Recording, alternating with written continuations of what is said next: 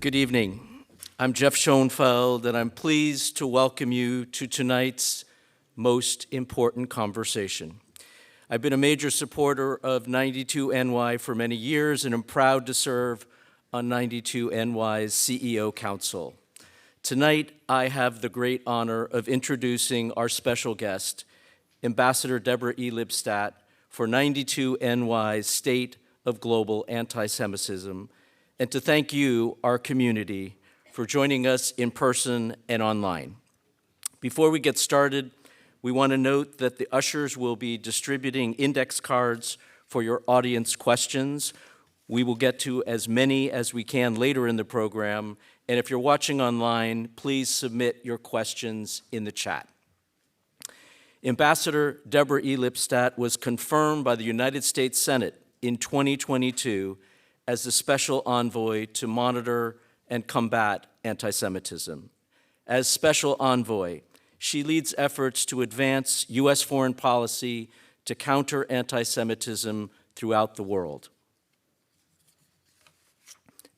As you may know, she's had a storied career as an historian, academic, and author.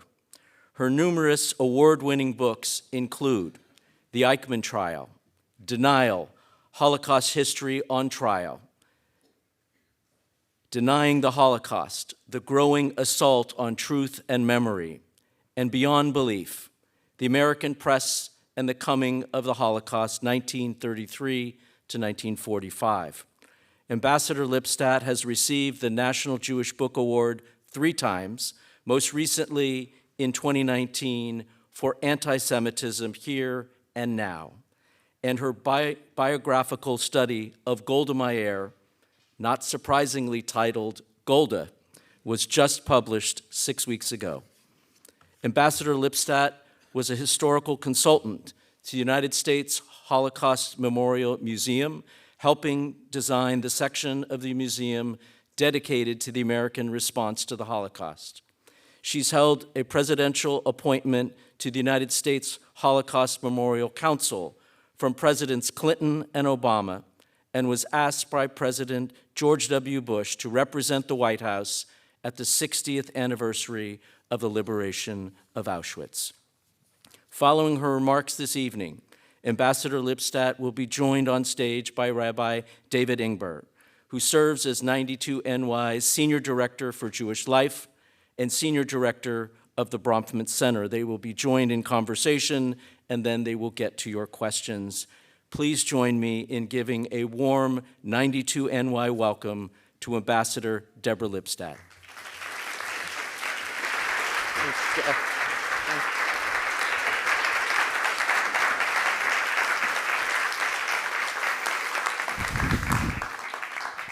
Thank you. Good evening. It's a pleasure being here. I grew up in when we called it the 92nd Street Y, so I'm just learning its new name. But of course, it's not a pleasure given what I do and what I have to do. And what I'd like to do tonight for about the next 20 minutes or so before Rabbi Ingber joins me in conversation is sort of give you a sense of how I frame the issue. I'm not here to delineate all the instances of the rise of anti-Semitism. You know that. You don't need me to be telling you that. What I'd like to do is sort of contextualize things. Now, I know the word context has gotten a very bad rap, but context is still important. And let me start by saying that I think, and some of the things will be obvious to you, and I won't belabor those points.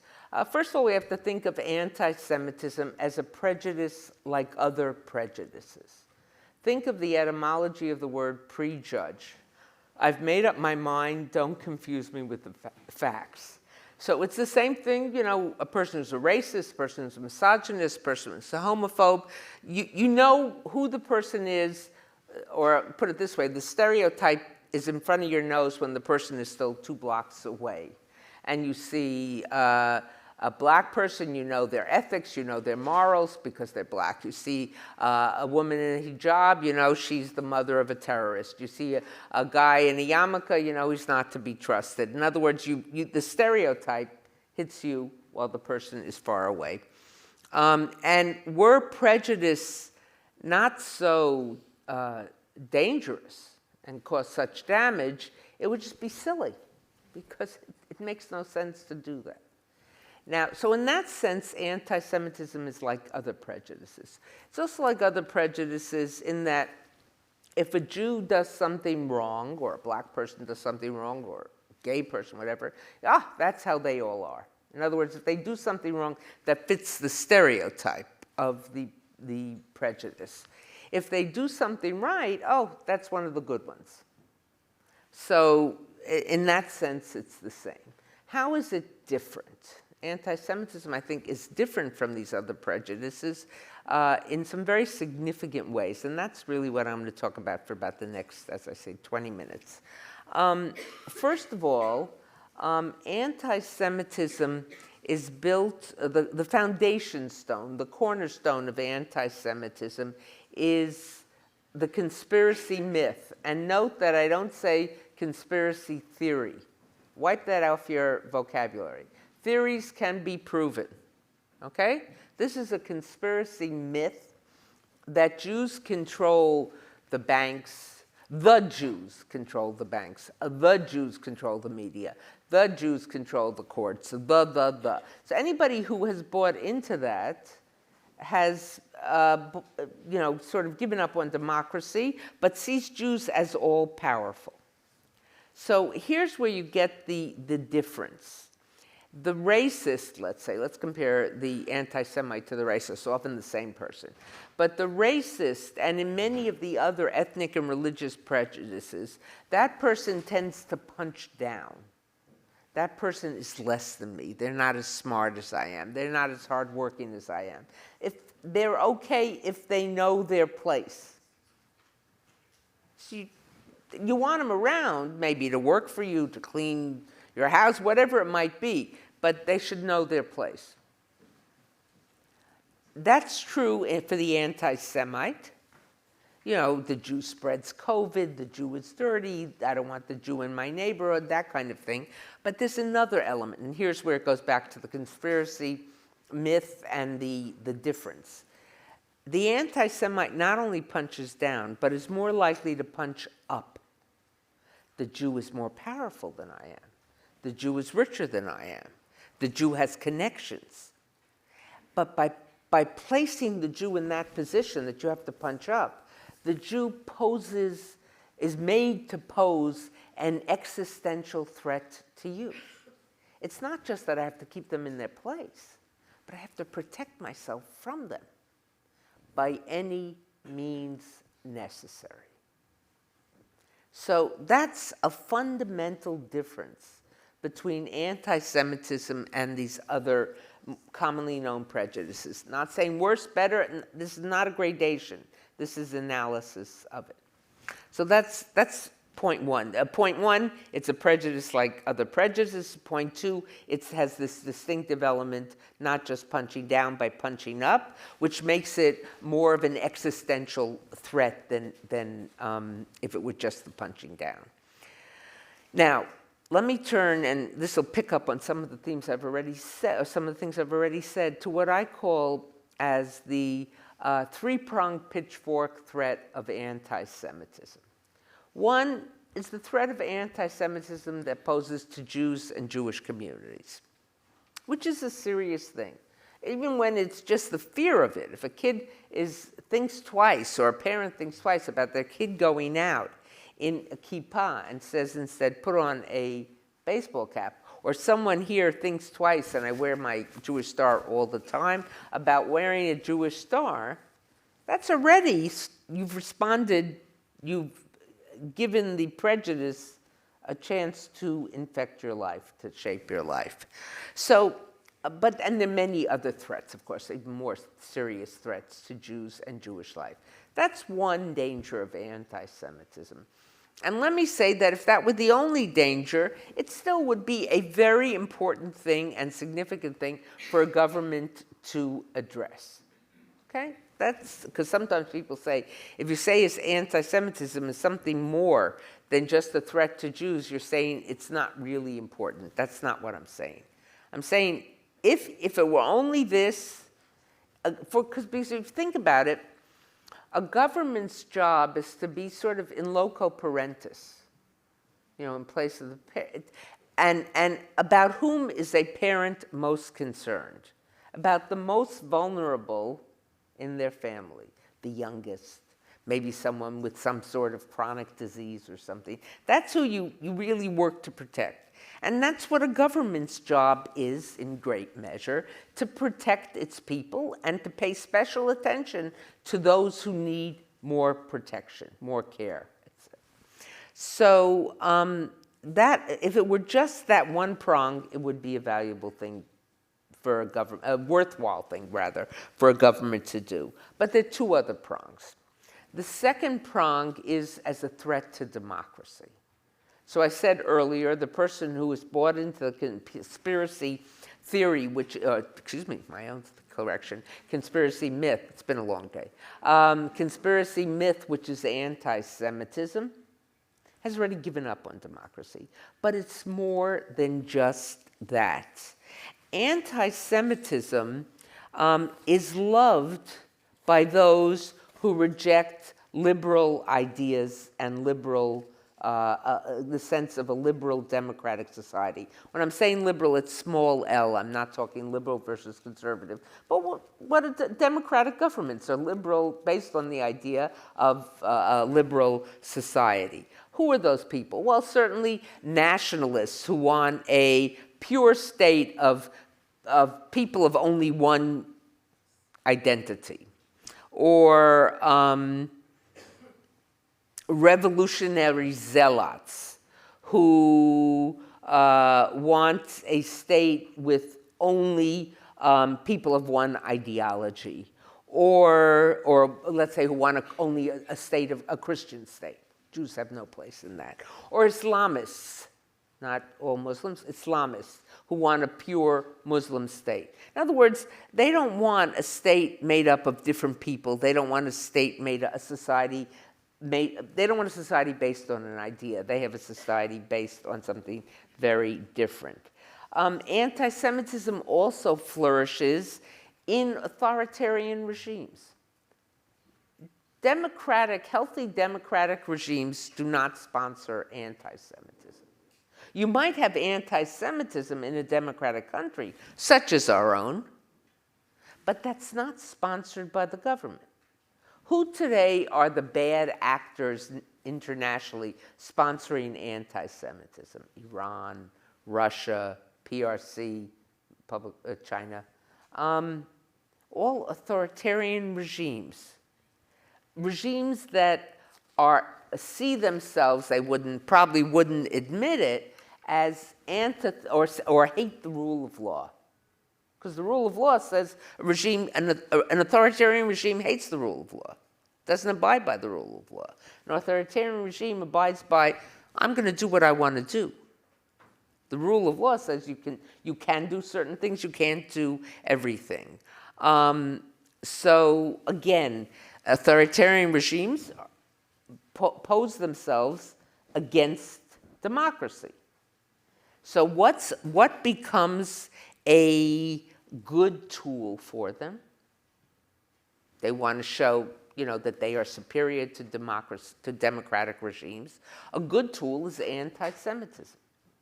They can use anti-Semitism, Yiddish kochlöffel, as a cooking spoon to stir up the pot.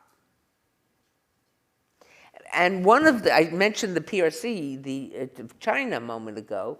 Many of you may have read this, it's been covered in the newspapers, it's been covered in various media sources, that we've seen certainly since October 7th, we've seen a tremendous rise of anti-Semitism coming on Chinese-controlled platforms. On platforms where, in order to post on those platforms or have something stay on that platform, it's got to be something that the Chinese government approves of. And we've seen overt kinds of anti-Semitism.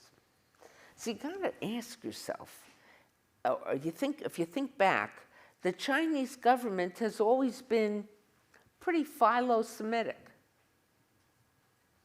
You know, it sees itself, it's an ancient civilization, Jews are an ancient civilization, it believes in education, Jews believe in education, it believes in working hard and success, making money, being prosperous, that's a sign of blessing. Jews have a similar belief. So you would say, and if you went to China or you interacted with a Chinese national, generally they were intrigued by you as a Jew. Oh, that's terrific, that's wonderful, that's positive. So when you see this flip, this 180, you gotta ask what's going on here. Now it may not be, and in all likelihood it's probably not the Chinese people speaking now. But why is the government allowing this? Why is the government engineering this? Why? We don't know the precise, this is a hypothesis. So I'm hypothesizing, I'm not giving you USG government policy, but it is something that is the US government has noticed and is watching. The only reason, the only logical explanation is that they see it as a tool that is useful to them. Now, how would anti-Semitism be useful to them? Well, first of all, and this goes for Russia as well, it goes for Iran as well, liberal democracies, you think you're so terrific, you think you're based on such a, your country is founded on such a good idea. Well, you're not such a good idea. Look at the anti-Semitism in your midst. In other words, it makes the individuals in the country, in this case the United States, think of themselves as living in a failed state.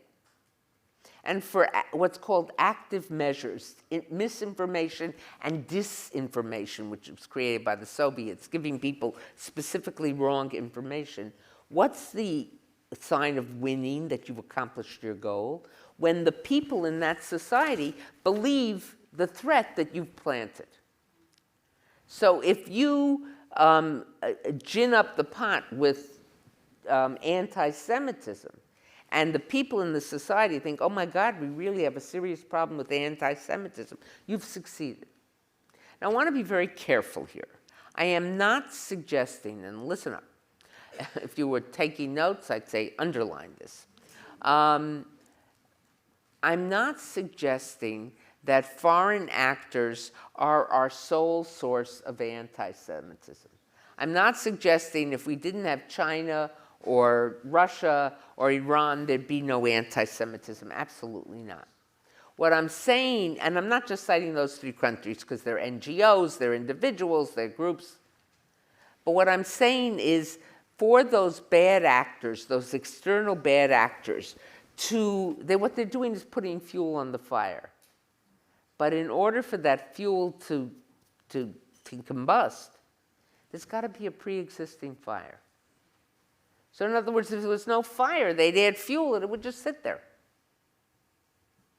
So I'm not taking it off their shoulders, but I'm saying they now recognize it as a useful tool in their fight against liberal democracy. So what am I saying in all this? I'm saying that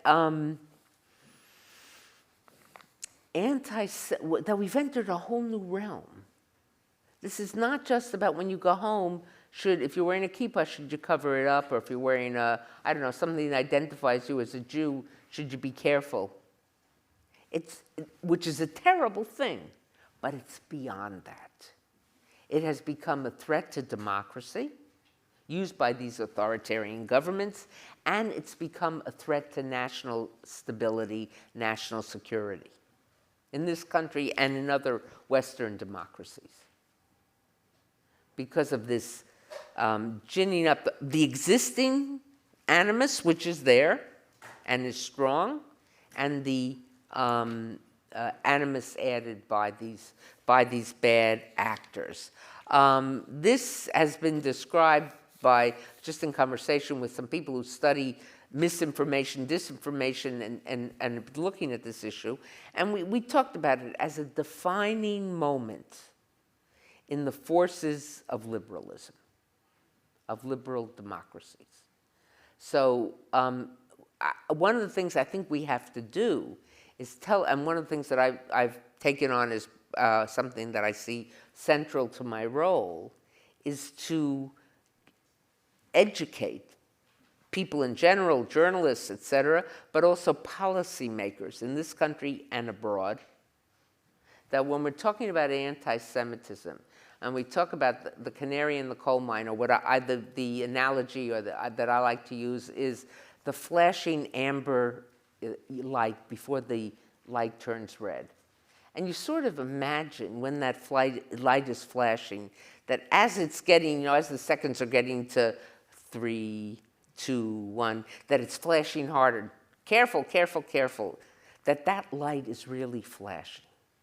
But the red light that will go on is not just a threat to the well-being of Jews, which it is, but that red light is a threat to all who care about Western liberal democratic countries and way of life. So on that note, I'm going to ask Rabbi Ingber to come out. We will engage in a little bit of conversation on that happy note. But I want you to think, I gave you a lot of information, but it's really calling for a paradigm shift in our thinking about this issue. Rabbi. Ambassador, so good to see you. So good to see you. We spent so much time teaching together, and it's so good to have you here and to listen to the wisdom that you're giving us here this evening. So I just wanted to jump in at this point and ask you, I guess, the first question that's been on my own mind, which is, I heard someone in recent months talking about anti-Semitism as essentially kind of reducible to whatever a particular society or culture deems as its highest value. The Jews are guilty of its opposite. Mm-hmm. And that wherever you go, find the value or the thing that is most valuable in a particular place. And the Jews at one point or another will be blamed for its opposite. And that accounts for the completely contradictory ways in which, and mutually exclusive ways in which, Jew hatred manifests. Right. We're capitalists or communists, right? We're rich, we're poor. We're pushy and being into clubs which nobody wants us, and we're clannish and we stick together. Insular, yeah. Last time I checked, you can't be pushy and clannish at the same time. You can't be a capitalist and communist at the same time. Exactly.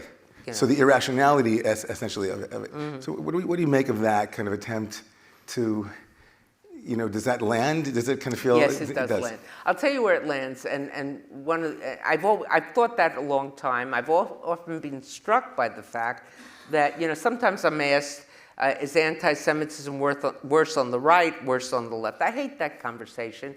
And what I say is that it reminds me that if Shalom Aleichem were alive, and he would be asked that kind of question, he would say, that's like asking me, do I want to die of dysentery in Kyiv or cholera in Odessa? Neither, It's a ridiculous. Yeah. When I was before the Senate Foreign Relations Committee for my confirmation hearings, I described myself as an equal opportunity fighter of anti-Semitism. And I don't care where it comes from. And in fact, what sometimes bothers me, and I'm going to get to your specific point in a minute, is I have friends who see themselves on the political leaning right. And they see anti-Semitism on the left, and they're absolutely accurate. They're point on. They're not exaggerating. They're seeing it as it is. And I have friends on the left who see it on the right, and they are absolutely accurate. The problem is they don't see it right next to them. And if you're only going to see it on the other side of the political transom from where you sit, then you're not really, to my mind, I have to question whether you're really fighting it or you're weaponizing it. So, and I think that the fact that a hatred can come from two diametrically opposed sides. Sometimes people have described it as a horseshoe, a magnetic horseshoe, and the two ends, which are opposite, but they meet at that point. Now, to go back to your point about all these different societies, there's a book by a man named David Ingber, who used to teach at the University of Chicago and now is head of the Princeton Institute of Advanced Studies. He's a medieval historian, and he wrote a book called Anti-Judaism. It's a tour de force. It is not a book to read at night, unless you want to have a good night's sleep. I mean, it's really, it's a dense book. It's the kind of book you underline and you make notes and you go back and make more notes. But what he does, and the reason it's so amazing is he does this in all the original languages. He looks at ancient Egypt. He looks at early Christianity in Judea and Jerusalem. He looks at Christianity in Rome. He looks at the rise of Islam. He looks at the evolution of Protestantism. He looks at cultural movements, the Enlightenment, political movements, Marxism, socialism, communism, Marxism.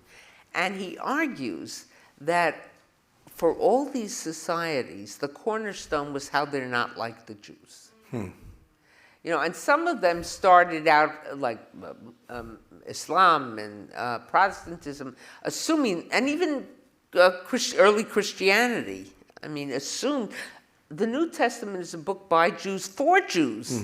It was to convince Jews, come join us. And when Jews didn't join, then you got angry with them and you turned on them, you know.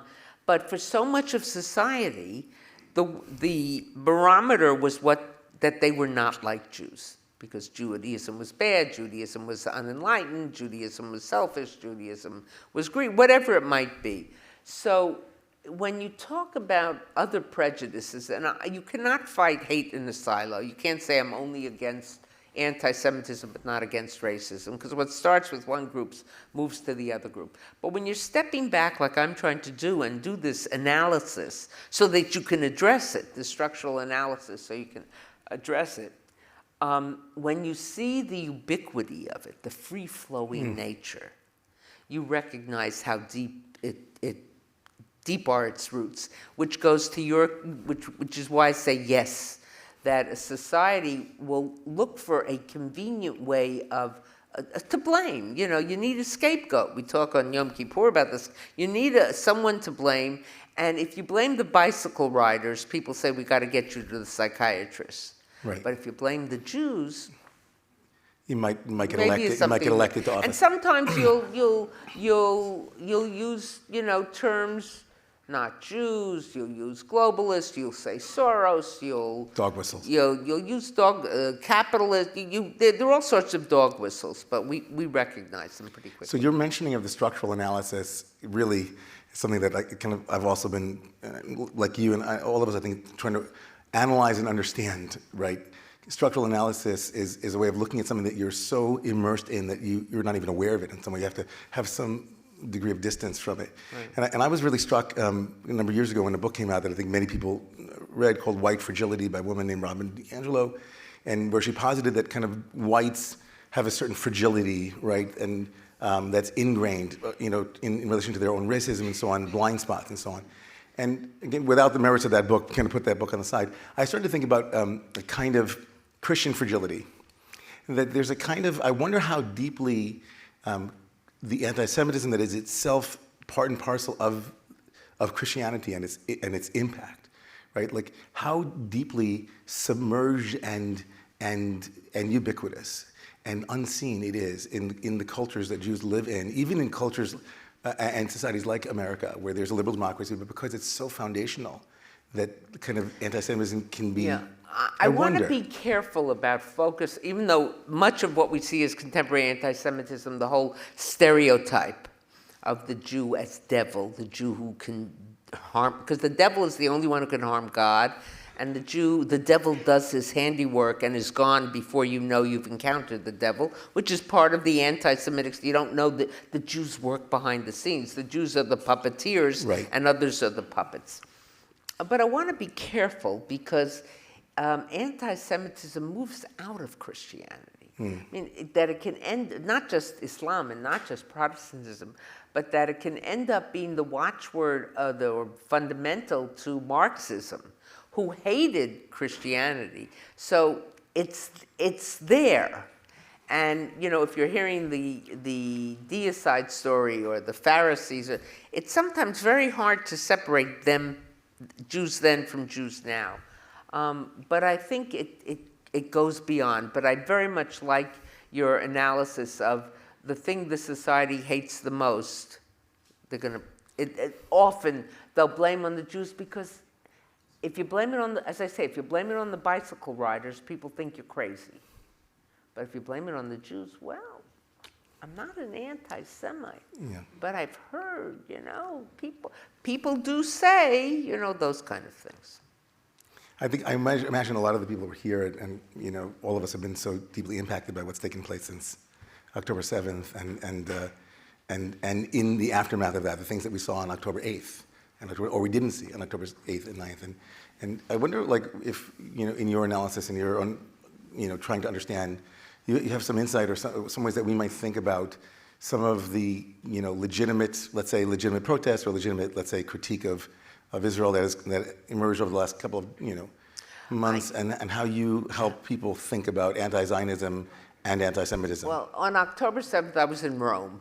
I was there for a conference at the Vatican on the opening of the archives, the World War II archives at the Vatican, which, you know, up until now, the Vatican has fought very hard to make not happen, and Pope Francis ordered it to happen. I had a private meeting with Pope Francis, 25 minutes I sat with him. I even gave him a word of Torah. Did you? Yes. Are you allowed to tell us what it was? Yes, of course. I'd love to. He said I was a good theologian. I'm not a good theologian, but he said it, so, you know, maybe... It might become true. Who knows? I started out by thanking him for opening the archives, because so many of his predecessors had fought against it. And there's a real desire to know what happened. And I said, and you opened them even though you knew that things that would not redound to the glory of the Catholic Church would come out. It was known, it was obvious. So he said, veritas e veritas. And I can't believe I did this. I said, in vino e veritas, you know? That's not when he said I was a good theologian. Okay. But then I went on to say that he and I both come from faith traditions that puts a great deal of emphasis on confessing you're wrong and repentance. Confession, you know, you can't fully take the Mass and take communion unless you've gone to confession.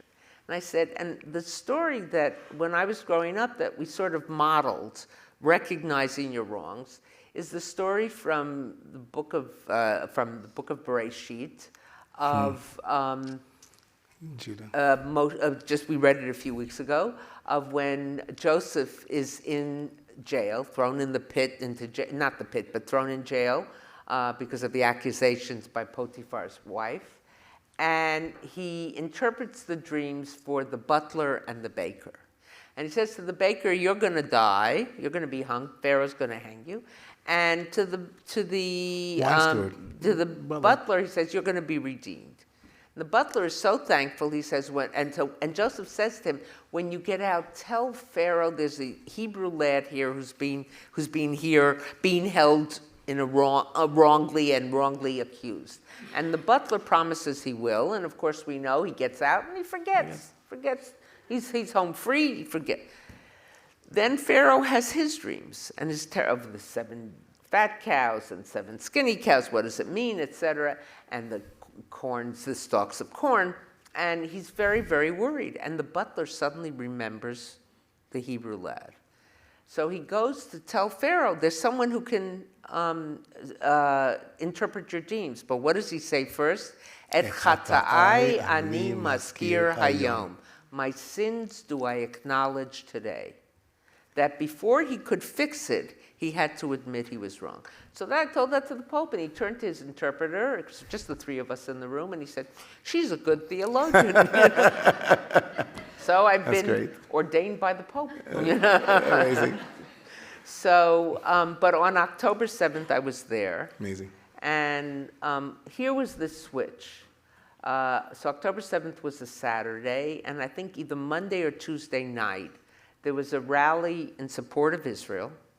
big rally in the heart of Rome at the Arch of Titus. And the Arch of Titus, I have pictures of it, was lit up blue and white with the Jewish star at the top. And I positioned myself where I could see the bas-relief of them carrying the menorah from Rome. And I said, oh my God. You know, I mean, we were so worried about what was going on in Israel, but this was like an existential moment. And of course, that has changed. Those attitudes have changed so dramatically. I had an editorial, I think last week in The Guardian, with Ambassador Michelle Taylor, who's our American ambassador to the Human Rights Council in Geneva. And she and I were both terribly distressed by the failure of feminist groups, of liberal groups, and human rights groups to condemn the horrific violence against women, the rapes, the dismemberment, the torture, in glee. And we raised the question, and we went through, you have to go through all these clearance processes. No longer do I just write and publish, because I'm writing as an ambassador, and it can be interpreted, what I'm saying is US government policy. So we had to get clearance, and it was sometimes, you know, we had to work, people agreed, disagreed, but we got clearance through the highest levels of the building. And we published it in The Guardian because we wanted to be in the British publication, which is a left-leaning publication, left publication. We wanted it to be read by progressive groups. And we said that there was this horrific violence took place on October 7th. We were talking specifically about the gender-based violence. And we said, you know, we compare it to when there was Boko Haram kidnapped the women, when the Yazidi women were being treated in a way that is too horrific to you know, contemplate. Iranian women. These groups didn't hesitate to speak out. They, right away. Sometimes within a week or 10 days, something like that. Right. And they didn't wait for the rape kits to come back, and they did. They were fulfilling what the Me Too movement says, believe the women. No one's going to say this happened if it didn't happen to them. But there it was different. And the only difference we could find was that these women were perceived to all be Jews. They weren't all Jews, by the way. Some were Muslims, some were Druze, Israeli Muslim, Israeli Druze. You'll hear very little about that because in that society, there's really a strong reluctance to talk about such things. I'm sorry to interrupt, but do you see that as a core essential ingredient of an anti-Semitic posture, a double standard, or holding Jews, yes, even unconsciously? Even no one was saying that. I don't think these groups were saying that, oh, it's good that Jews were killed. But what they were saying is, some were saying, yes, it's terrible, but they deserved it. When it comes to rape, and lots of other forms of violence, but certainly gender-based violence, there is no but. You can disagree with Israel's policies. You can say the policies are all wrong, but you can't say but. You know, it's like to say, oh, you heard about a woman who was walking down Lexington or Madison at 1 o'clock in the morning and got raped. What was she doing walking at 1 o'clock in the morning on Madison? And you say, well, she's an ICU nurse, and she usually gets off at 11, and she walks with all her fellow nurses and medical staff that are getting off at 11 to the subway. But that night, there was a particularly difficult case of a child, and she stayed to help. So when she left, she was walking alone. Oh, now she's a worthy victim. There's no such thing. So that doesn't mean that you're going to say the policies are okay. Right. So that actually just perfect segue into a question from, we're segueing now into some questions that you all have submitted, which some of them are, which will come back to some of the things that you've already spoken to, Ambassador. But you know, one of the patrons here has asked, can you comment on whether anti-Zionism is anti-Semitism? And I think to some extent you were just... Yes, I've been asked a lot about that. been asked a lot about that. I did a New Yorker podcast, and that was one of the things David Remnick asked me about. My answer is, in the 1920s and 1930s, even in the early 40s, there was a legitimate debate happening in this neighborhood, amongst other places in the United States, about whether there should be a Jewish state. And there were many good Jews who thought this was a mistake.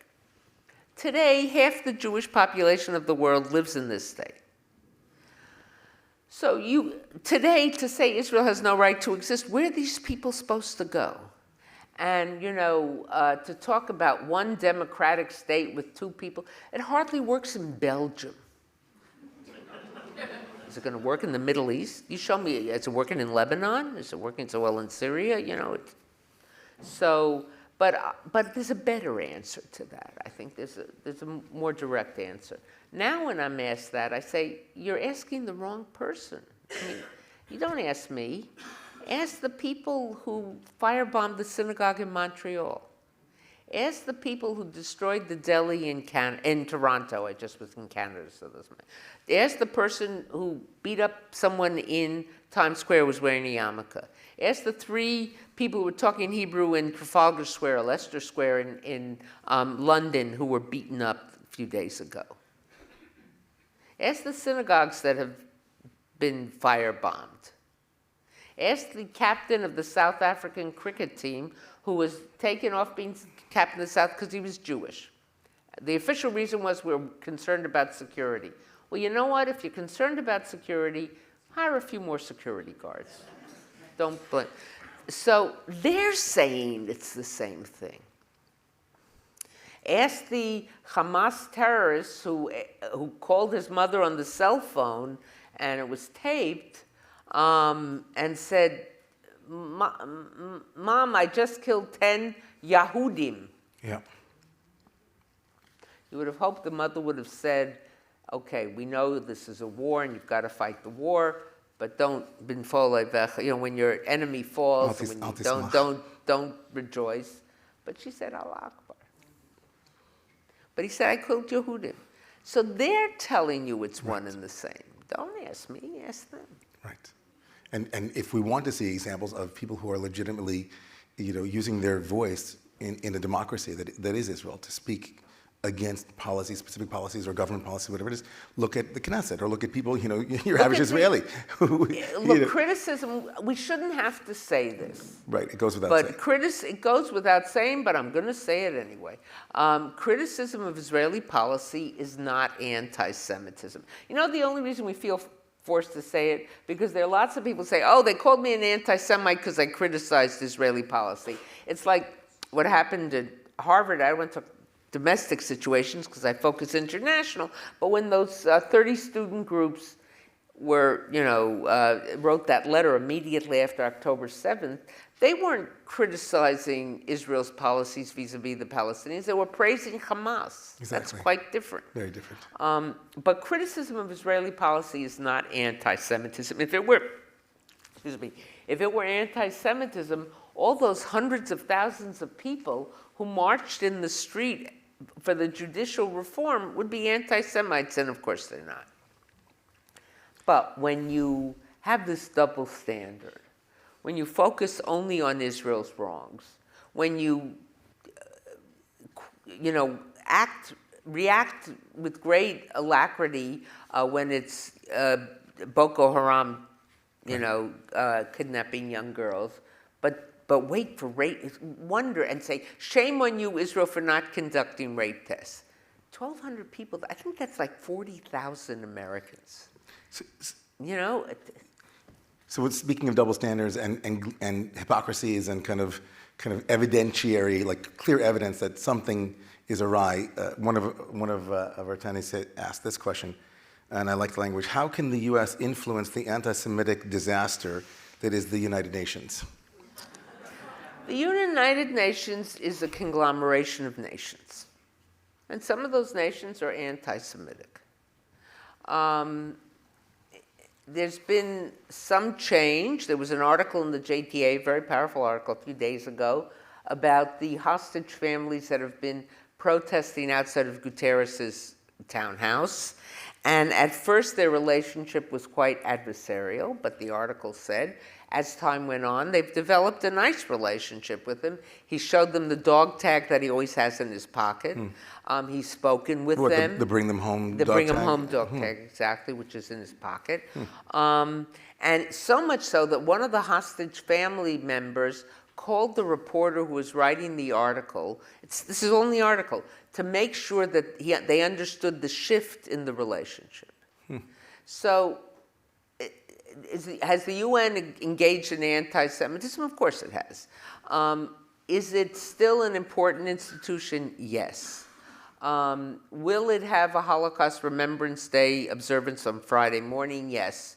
I'll be speaking as well with the Secretary General.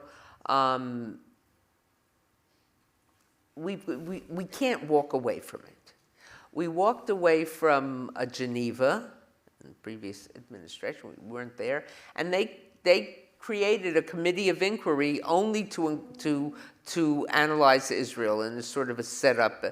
You know, it's too important a place to leave it to the bad actors. So.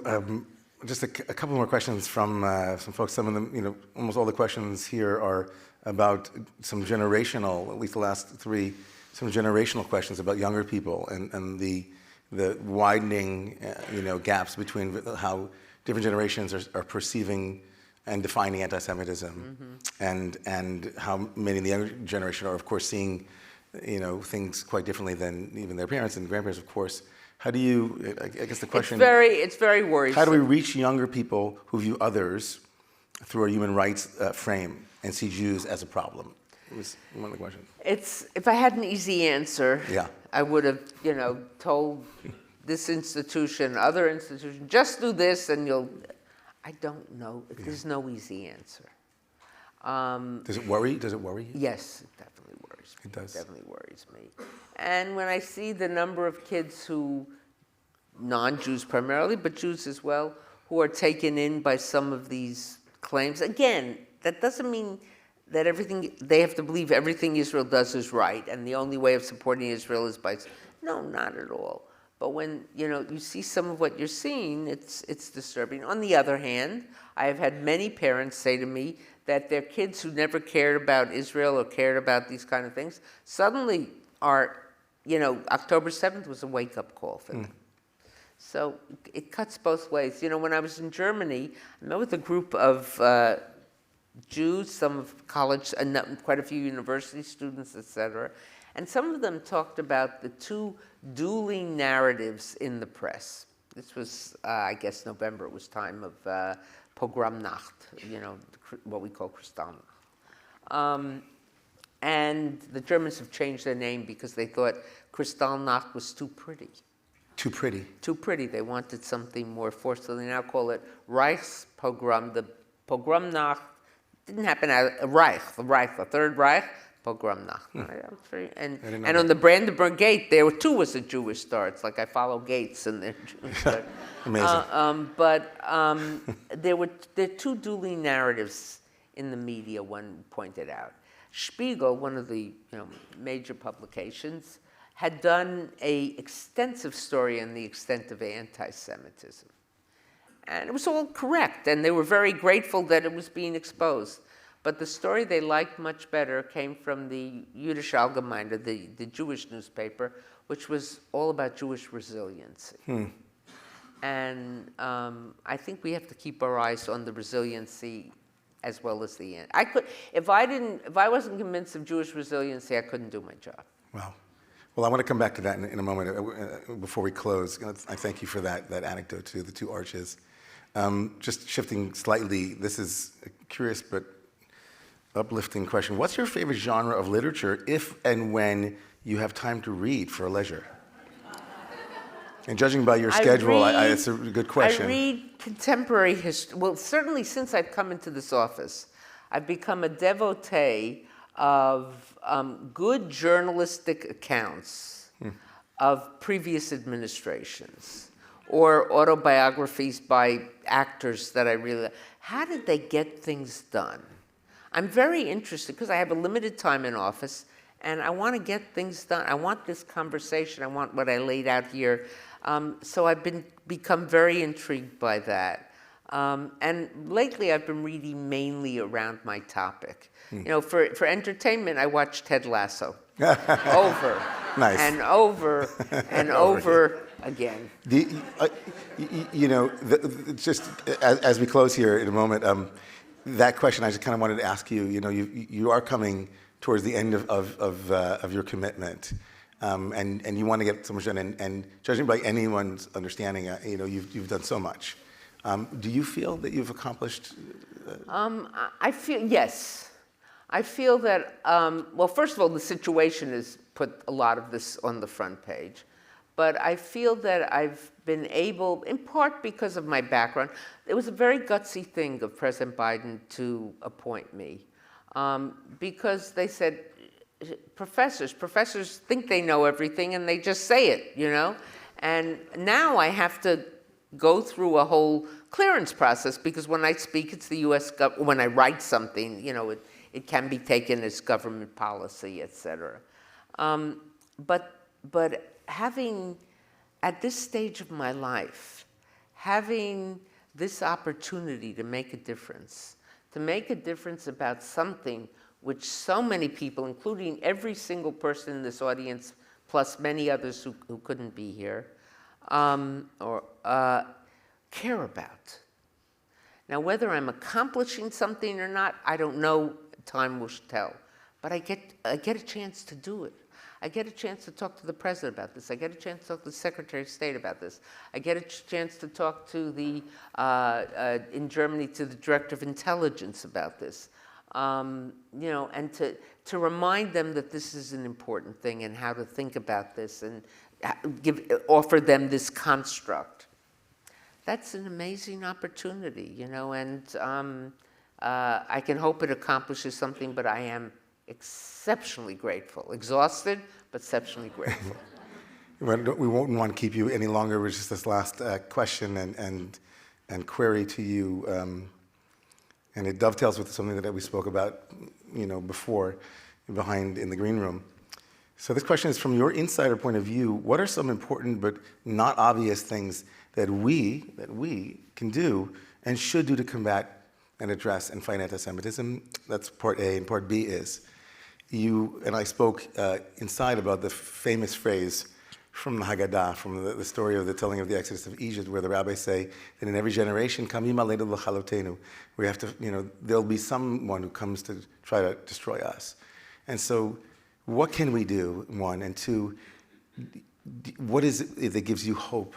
Mm-hmm. You know, is it the resilience of the Jewish people? Is it the resilience, your faith that one day hate will be eradicated? What is it that keeps you? Well, what you can do is you can use your voices and speak up. And to speak up even when it's uncomfortable, when it's a friend, when it's a neighbor. It's in Jewish tradition, as you know, Rabbi Welsh, there's something called Sha'at Chak. It's a time of crisis. We can't afford to be silent. And that doesn't mean to yell at every person, and sometimes you'll know exactly what to say to someone. The problem is you'll know it at 2 o'clock in the morning after it happened. You'll sit bolt upright in bed and you said, this is what I should have said. But you'll save it because there's going to be a next time. But we've got to take this very seriously. But there's something else we have to do. And I had an op-ed in the Times, Erev Rosh Hashanah, of course, before everything changed on October 7th. But I said that one of the best ways, certainly for Jews, to fight anti-Semitism is to embrace Jewish tradition in all its manifestations. Some will embrace Shabbat, and some will embrace Jewish culture, and some will embrace, you know, getting politically active as a Jew, and some will embrace learning and reading and expanding their horizons, learning with you, you know.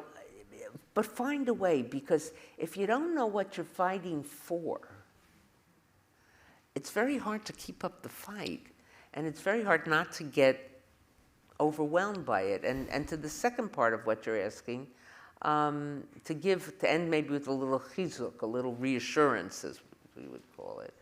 I was asked, there's a famous book festival in a small town in Wales Hay. And I think it's called Y on Hay or Hay on Y. The river is one. Anyway, and for a week's time, this becomes a place of books. And I was there, and I was speaking in the big tent after my Anti-Semitism Here and Now had come out. And I was being interviewed by the former editor of a major British daily. And she said to me, "What gives you hope? How do you do what you're doing?" You know, this was before I ever knew that I'd come into a government position, certainly of this stature and have this opportunity. And I said, I'm a historian. And that morning I'd been in Bath. Remember Bath from Chaucer's, and Wives of Bath, etc. And there were springs in Bath, hence the name Bath. And I went to see the reconstruction of the springs. The National Trust there does such a wonderful job of reconstructing. And you go down and you see the steam rooms and the massage rooms. And you say, this is a great gym. I would have joined this gym if I were here, in the first century. And then you get to the part of the baths that was the temple. And you realize this was a religious place. And how, for many Jews, it would have been impossible to go to this. Yeah. Or they would have been attracted. I'm going to the baths, and I'm joining up with that group, because they've got a better setup than we do. Yeah. And there's so many points in Jewish history, long before the Shoah, where it would have made much more sense for Jews to check out. Yeah. I need all this tsaros, I'm going to the other guys. And they didn't... Trade me to the other team. Yeah, I'm joining the other team, who needs this? And yet we didn't do it. And by all rights, when you think about whether it's Chmielnicki, in the Middle Ages, or it's the Petalura pogroms in early 20th century, the Shoah, it's so many different things, the Crusades, there is no logical reason why we should be here. It makes no historical sense. It just doesn't. It's a miracle. And so, that gives you hope. If we lasted that long, who am I not to have hope? Thank you very much. Yes. So before we go, I just want to say that it's a rare opportunity. I haven't seen the ambassador since he became an ambassador, and I just wanted to say that thank you for invoking Joseph's narrative. Because as you were speaking, I kept thinking about how lucky we were to have Joseph in a place of power.